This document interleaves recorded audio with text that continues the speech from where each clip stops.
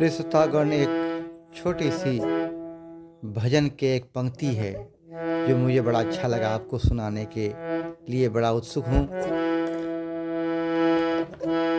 को उदार जग मोही ऐसो को उदार जग माही। भगवान राम भगवान कृष्ण एक ही तो है। उनके वो इतने उदार हैं भगवान कि ऐसा उदार दुनिया में कोई नहीं है, ना तो कोई खोजने से मिलता है।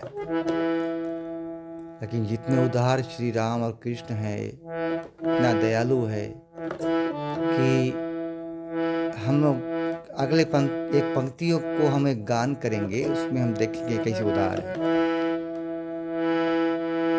जो संपदा दस सरप करी, नहीं पावत मुनि ज्ञानी। जो संपदा दस सरप करी, रावण शिव पहलिनी। रावण ने 10 बार अपना सर काट कर शंभु के चरण पर अर्पण किया। इतना बड़ा तपस्या किया, इतना बड़ा मेहनत किया, इतना बड़ा भक्ति दिखाया शंभु के चरणों पे, बहुत भारी पीड़ा सहा। तब जाके संत लोग कहते कि उसको मिला है सोने के लंका। इतना मेहनत करने के बाद, लेकिन उसके भाई विभीषण बिना मेहनत करे पाएंगे कैसे?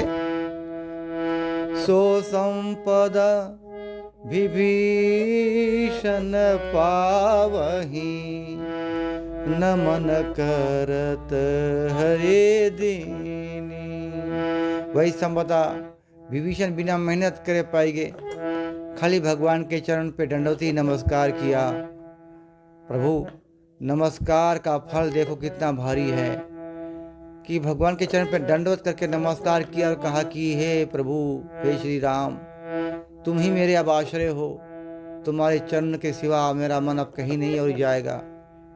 तुम ही मेरे आश्रय हो, तुम ही मेरे गति हो, तुम मेरे भर्ता हो, तुम मेरे साक्षी हो, तुम मेरे स्थान हो, निवास स्थान तुम ही हो। प्रभु, तुम ही मेरे जन्मदाता हो, तुम ही मुझको पालन करने वाला हो। तुम्हारे कृपा से हमारा जीवन प्राणांत होता है। तुम ही मेरे बीज हो, तुम ही मेरे एकमात्र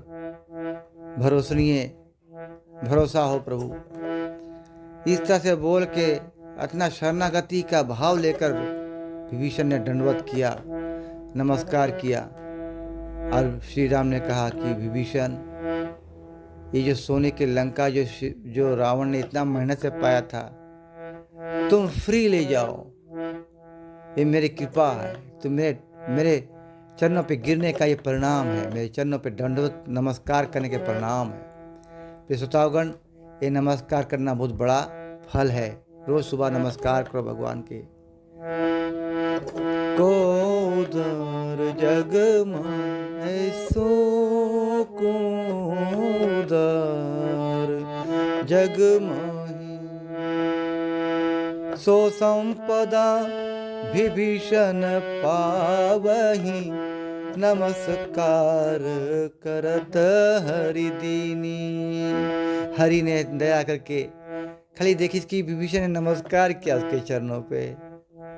विभीषण के ऊपर इतने प्रसन्न हो गए भगवान श्री राम और कहा कि विभीषण, तुम जैसे भक्त को का ये सोने के लंका जो है, हमें प्रसाद रूपी तुमको दे रहा हूँ विभीषण।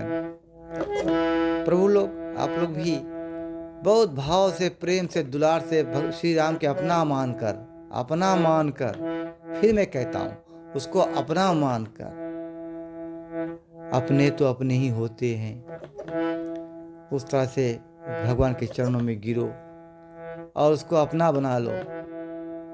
फिर तो देखो आगे क्या होता है तुम्हारे जीवन में। सभी वस्तु का भरपूर होता है। प्रभु, आप लोग कथा सुनने के लिए आप लोग के चरणों में कोटि कोटि दंडवत प्रणाम।